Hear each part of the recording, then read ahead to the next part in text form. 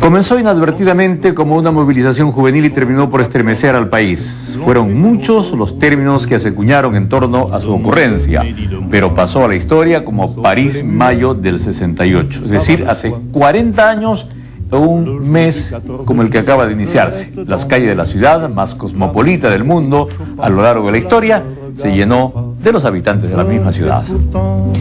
Lemas como hagamos el amor, no la guerra, la imaginación al poder, o mientras más hago el amor, más ganas tengo de hacer la revolución, fueron la consigna de esos días con el fondo de las canciones de Georges Brassens. Por cierto, en esa gesta hubo un conjunto de peruanos juveniles que hoy a la distancia ven con nostalgia esa época dorada y que hoy también cuentan cómo fue esa ya mítica movilización. Es uno de los muchos temas que tenemos para compartir en este programa que ya comienza.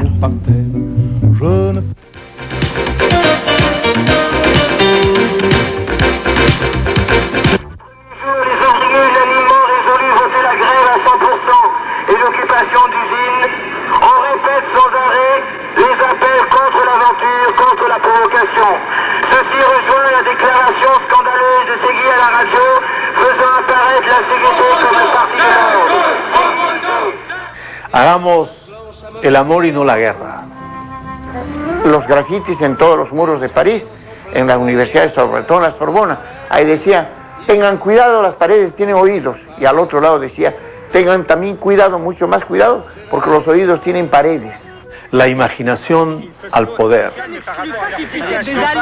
Nunca en mi experiencia política de 40 años he visto un movimiento en el cual la política se confunda con la vida, con los movimientos políticos, con los partidos, con todas las generaciones, con los hombres, con las mujeres, con los niños, y una rebelión en todos los aspectos, en todos los espacios de la sociedad. No hubo un lugar de la sociedad francesa que no fuese tocado y conmovido por ese movimiento. Olvidar todo lo aprendido y comenzar a soñar. Esa fue la consigna, entre muchas otras, de la generación de estudiantes franceses de mayo del 68. Hace ya 40 años. 40 años han pasado del levantamiento estudiantil que paralizó Francia y que tuvo eco en diversos lugares del planeta. Cuestionar el poder autoritario instalado y soñar con tomarlo. Algunos de nuestros intelectuales y artistas estuvieron allí. Yo había llegado en 65 con una beca del gobierno francés para hacer un doctorado de antropología.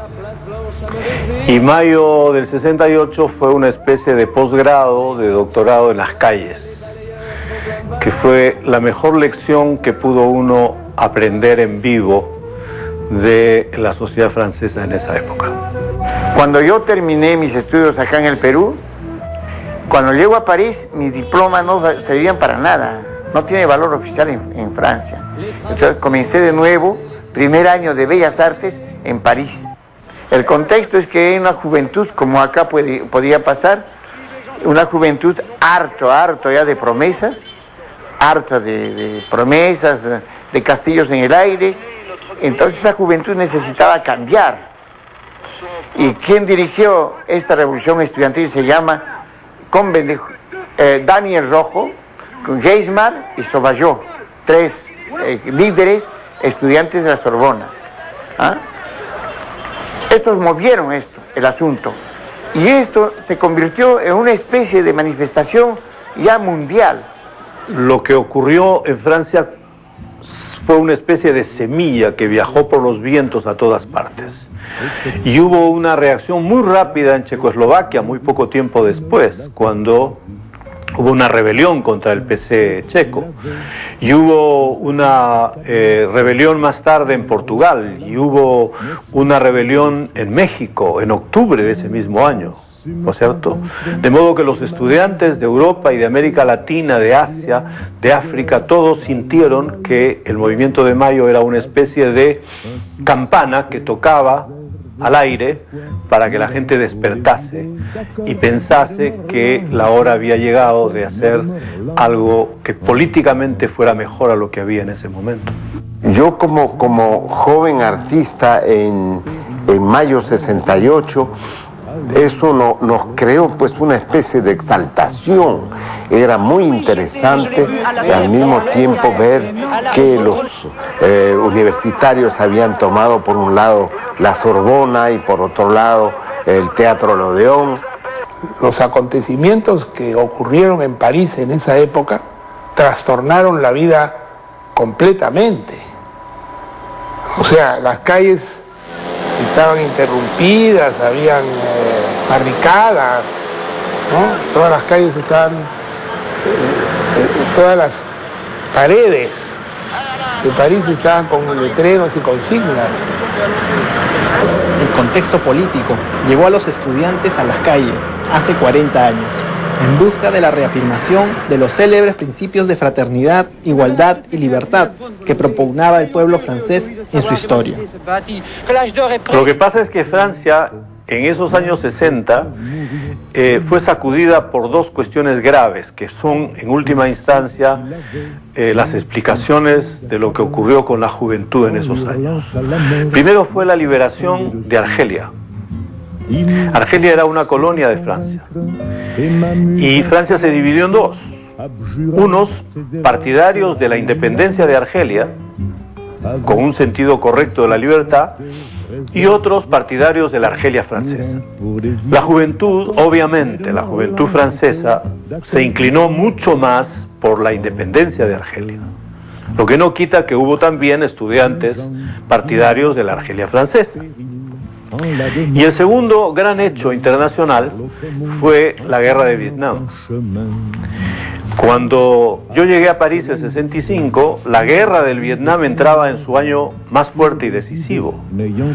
Y entonces, al interior de toda la universidad francesa hubo movimientos de solidaridad con los vietnamitas y de oposición dura a Estados Unidos.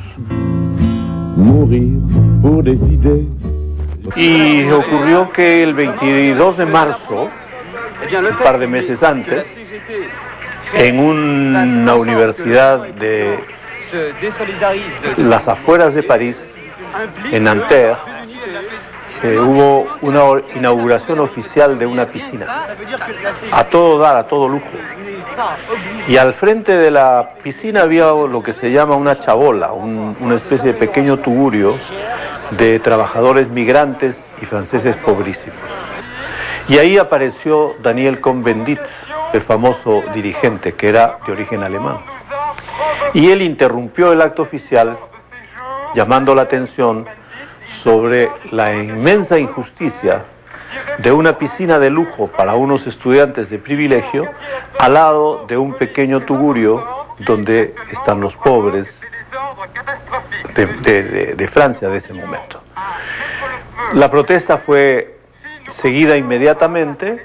Los chicos formaron un movimiento que se llamó el 22 de marzo y luego presentaron un periódico pequeñito que se llamaba Acción y comenzaron a hacer una denuncia sobre lo que era el sistema educativo francés de la época.